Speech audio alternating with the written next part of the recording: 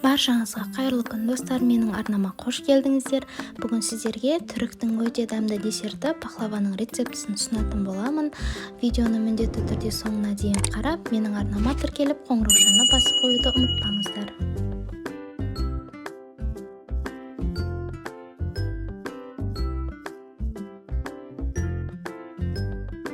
Ең алдымен ұнымызға жұмсақ сары майымызды қосып, жақсылап араластырып аламыз.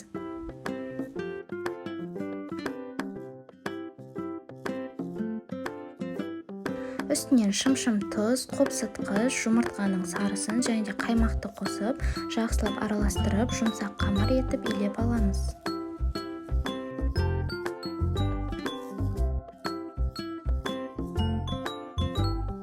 Қамырды салафанға салып, 10 минутқа тындырып қоямыз.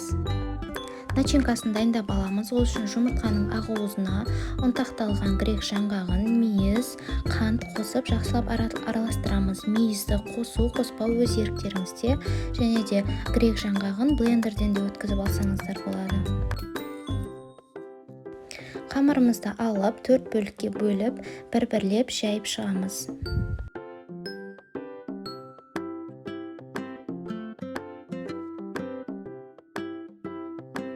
Ең бірінші қамырдың үстіне начинкасын салып, осылайша видеода көрсетілгендей жайып шығамыз.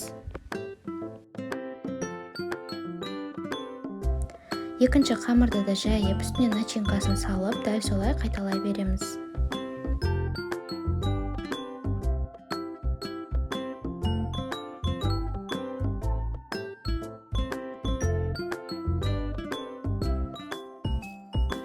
Ең соңғы қамырды салғаннан кейін шеттерінің бәрін бір-біріне жабыстырып шығып, видеода көрсетілгендей түйіп шығамыз.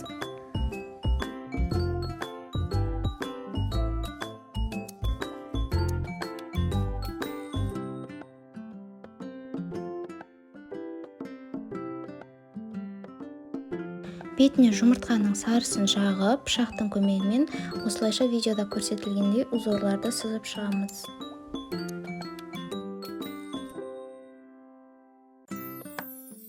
Үстінен грек жаңғағын әрбір ромбтың үстіне қойып шығамыз.